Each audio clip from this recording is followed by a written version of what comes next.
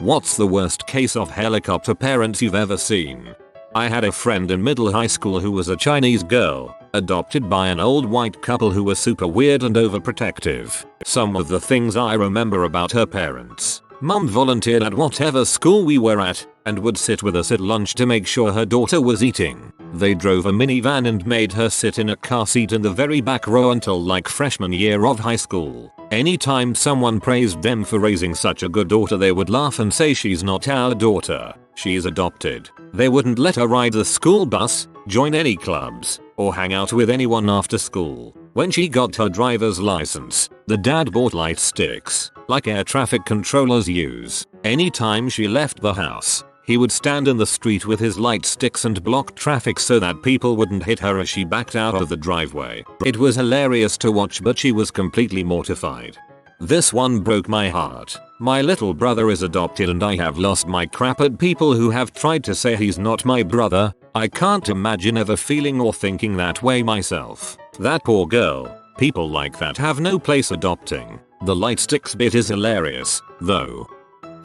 I had a friend growing up whose mother was very protective. The father not so much, but she was so bad that my parents called her Mama Hawk. I invited him to my 10th birthday party, which was at a laser tag place. His mom came, which was fine, but then while we were playing laser tag, she stood with him the whole time. Didn't play, just stayed with him. Really? What was she protecting him from? He turned out surprisingly normal and now lives 1,000 plus miles away from her. I'm not sure how she does with that. She probably thanks her lucky stars every night that he grew up a fine, well-adjusted young man, living on his own, all because she boldly protected him from those deadly lasers. My friend wasn't allowed to use scissors until he was in high school. His parents were insane. You should have seen their reaction when he joined the army. Had a roommate freshman year whose mother called every day and stayed the first whole week of school. Okay, she also would randomly fly up to stay a week or two, in the same bed, with her daughter, accompanying her to all classes, meals, and social gatherings. The mom was afraid her daughter would not be pre-med anymore and would do anything to make sure she didn't change majors. I think what made this an extreme story was the fact that her mom flew in multiple times in 1 year and called every day all the way from India to the US. I work at a university. We had a parent get worried because he had not contacted her in a while and wasn't taking her calls. We tracked him down and it turned out he was just ignoring her because she called multiple times a day and was driving him crazy. I was a charge nurse in a drug and alcohol rehab and this 19-year-old kid was admitted for detox and treatment. His mom wanted to be there for the entire admission process, which isn't out of the ordinary for families. However, after the kid was admitted and shown to his room, his mom wouldn't leave. Detox patients would get assessments every 4 hours and were asked a series of questions to determine if they would need medication for withdrawal. His mother answered all of his questions for him and at the end of the assessment was like, he'll take 10 milligrams of Valium for his anxiety, all while this kid laid in bed watching TV. In this particular rehab, visitors, cell phones, and laptops were allowed, so we couldn't tell her to leave until visiting hours were over. That time arrives and you guessed it, she's still there. As the charge nurse I had the honor of asking her to leave. Mum looked at me legitimately confused and replied, I have to leave? I was going to stay here with my son. There are 2 beds in his room so I didn't think it was a problem. I then explained to this mom that the second bed needed to be kept open for another potential admission. Then I was yelled at for not providing her son with a private room and that this guy in the admissions department said she could stay throughout her son's detox and treatment. I told her patients weren't allowed to have overnight guests. She was appalled because she thought that because she was the mother that she fit into some type of loophole or something. After she left, she visited every day and stayed from the beginning of visiting hours to the end. When she wasn't there, her son was on the phone with her. Needless to say, this kid relapsed immediately after he finished treatment. Jesus, that poor kid.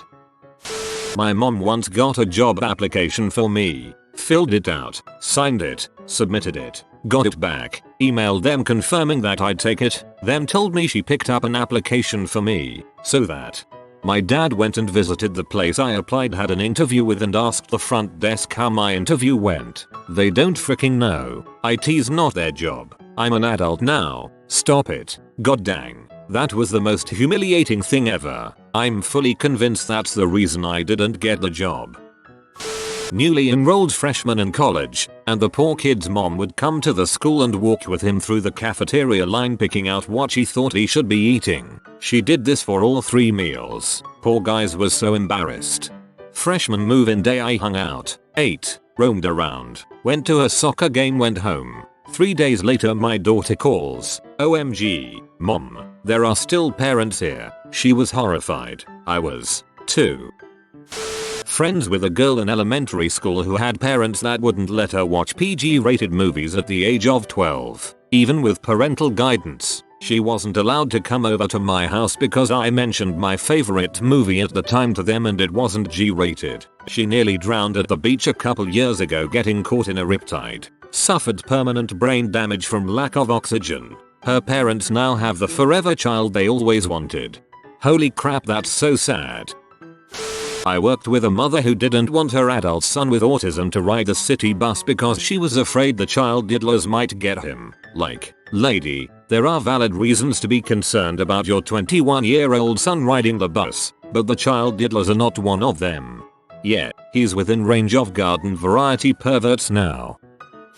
I had a father question everything about my lesson planning and teaching methods during a parent-teacher meeting. I was well prepared and I fielded his questions very well. After asking probably 50 questions, he looks around the classroom with a big smirk and says, sorry to ask so many questions. I am what you call a helicopter parent in response. I told him I was more than happy to give him weekly updates about his son, as well as spending my office hours to sit down with him to help even further. His response? Oh, I am much too busy for that. Worst helicopter ever. Probably an acquaintance of mine. This guy knows that his son is going to be a great NFL quarterback. The kid turned 10 recently and is a decent player, but his father has him work with different trainers and spend hours each day practicing. He takes vitamins, has a special diet, and isn't allowed to play other sports because his dad wants him to focus completely on football and doesn't want to risk an injury playing another sport that would sideline him for football. He can't have sleepovers or do any normal kid things. I know for a fact that the kid has told his father that he doesn't want to play anymore, but the dad doesn't care. He says that as a parent, he has to do what is best for his kid. My sons play sports too and they don't always want to go to practice, so I understand making them stick with something they signed up for. My kids know that they have to finish out a season, but I am perfectly fine if they don't want to sign up the next season. I just don't understand why someone would continue to sign their kid up for something they clearly do not want to do. It's a situation that I can't see ending well, honestly. Living vicariously through your children, especially to this degree, is one of the most harmful things you can do to them. I hope this kid manages to break free. I really do. Parents of a girl I went to college with didn't want her living in the dorms, so they bought a second house next to the campus so she could live with her mother. That is exactly what my dad wanted to do before he went crazier and blew all his money on his secret second wife. When I was a troop commander in the army, I had a kid who came up hot for coke on a pee test and then a week later was arrested by the local police department narcotics task force for being an enforcer in a local civilian military drug ring. They charged him and remanded him back to army custody, where I immediately started the paperwork to chapter him out and let the civilian justice system take its course. The guy was 23, I think. His mom called me several times to tell me that Chris has never been in any real trouble before and he's such a sweet kid. Anytime anything happened in high school, I helped him work it out. I need to come up and talk to you and get this sorted out. I was dumbfounded. This guy was 23 years old, in the army, and his mom thinks she can come up and work it out with me. I was polite for the first call, but by the second or third phone call I had had enough. I told her again not to bother coming to the installation, that her son wasn't a sweet kid or else he wouldn't have beaten some guy up for not paying money he owed to a local drug dealer, and that the whole reason he was in this mess in the first place was because his mom had never let him be accountable for his actions. I told her that he was under my authority now and I had no time or patience for someone who didn't take their obligation to the army, the country, or their buddies seriously enough to keep themselves out of trouble long enough to make our upcoming deployment to Iraq When she complained that getting a dishonorable discharge would ruin his life, I informed her that fortunately I didn't have the time to waste giving him a dishonorable discharge, so he would be okay on that score. Other than honorable is what he wound up with, but that the city of Harker Heights and the state of Texas might have more time than I did, so that was where she ought to focus her effort. She said I was being unfair and called my boss, which was fine by me. It blew my mind that a woman with a fully grown adult son in the army would think it was appropriate or healthy to call and talk to her son's commander about his multiple counts of misconduct and general failure to be an adult. But that, of course, is why he failed at being an adult in the first place. I love the idea that this woman is so delusional about her level of control over reality that she's just gonna mosey on down to the army office and mom her son out of trouble for being a goddamn drug ring enforcer. That's something you'd see in a freaking Tyler Perry flick. Teacher here. A friend of mine had a mom who came to lunch every day with her kid from kindergarten to last I checked. I've since left that school. 2nd grade. A little much. But the kicker is, she used to spoon feed him. This child had no issues, was completely capable of feeding himself, but she insisted on feeding him so she could monitor what he ate. I wonder if she just has the one kid so she infantizes him. My friend's husband does these things with their 4.5-year-old and even the daughter recognizes it. If something happens like she falls and scrapes her knee, she doesn't want to tell daddy because he goes into an excessive protection mode. A mother at a university parents session explained how her son enjoyed reading before bed and would occasionally leave his light on. Being the considerate mother that she was, she didn't want to call to make sure he'd turned out his lights, since that might wake him. So she wanted to know if there's someone at the university could check on him each night. I love this. A lot of the others are over the top, blatant crazy, while this one is so wholesome and innocent but also just so freaking unreasonable. Had a really rich friend of a friend whose dad once picked him up in a helicopter. It was me. I was 22 and had moved back home for a few months after my divorce so I could save up enough money for an apartment. No credit, so it was $1,500 to move in. I went to visit an old friend 45 minutes away. She did not use cell phones, so I told my mom I wouldn't be checking mine out of courtesy, but I would text when I got there and when I left. I got there, texted, and put my phone on silent. After a few hours I got a bad feeling and checked my phone. My mom had checked the Find My Friends app and it had said I was in a drainage ditch. Funnily enough, it was right next to the restaurant we were eating at because that app isn't always accurate, and said if I didn't call her she'd call the police. I called her, and she had to hang up with the police to answer my call, because her adult daughter didn't answer the phone for a few hours after I'd warned her I wouldn't.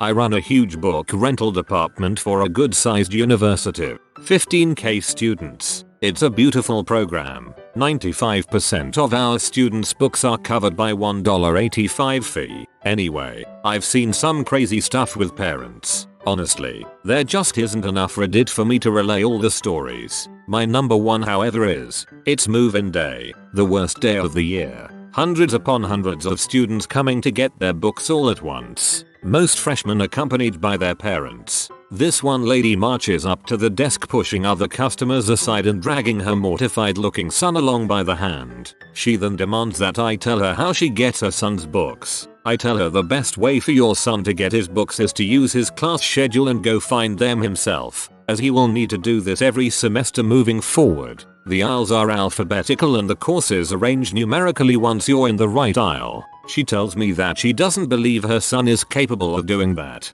Now at the time I didn't expect to be staying as the manager of the department or employed by the university, so with nothing to lose, I said then your son isn't capable of succeeding in college, and she lost it. Absolutely started flipping out, screaming that I called her son stupid. After her rage I said, I'm sorry mom, but you're the one who suggested to me that your son is incapable of using the alphabet and numbers to perform a simple matching task. I was just going off of the information you provided. She stared at me. In other words, I'm pretty sure you're the one who just called your son stupid when you told me that he is incapable of accomplishing a kindergarten level skill. She throws another fit and then smashes the schedule into the kid's hand. He looks like he wants to die. She points off toward the shelves and tell him that she will be here if he needs her. Then she turns and glares at me with a "we'll see" look. I wish her a nice day and go back to my office and continue to observe the chaos of move-in day. Kid found his books in 5 minutes and tried to sneak out without her noticing. Sadly, her hover skill was greater than his sneak. She spotted him headed out the door and ran after him screaming his name. What a horrible mother. I would have been mortified too if I was that kid.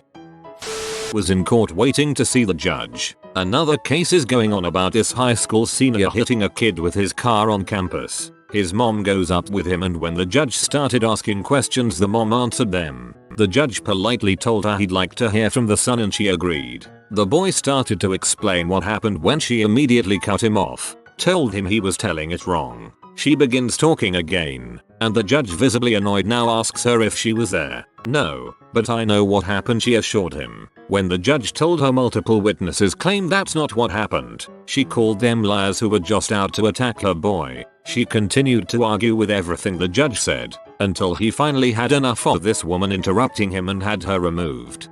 I love it when judges put idiots in their place.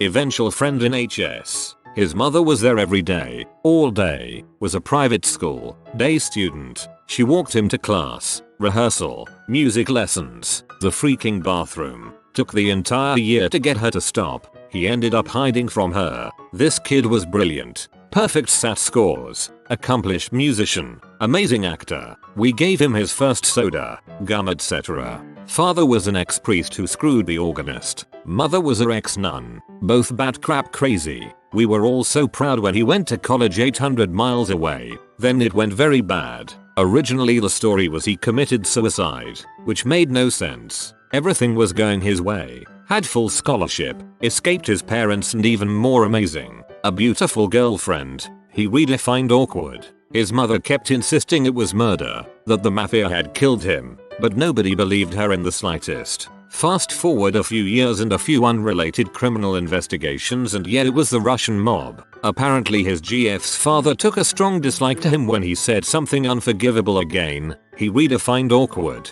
and had him killed. Well, that got dark fast. I think that's the first legitimate time I've heard somebody actually get killed by the mob. My friend is dating a girl who is required, by her parents, to Skype them every night at 9 PM sharp. She is 21 and in her 4th year of college.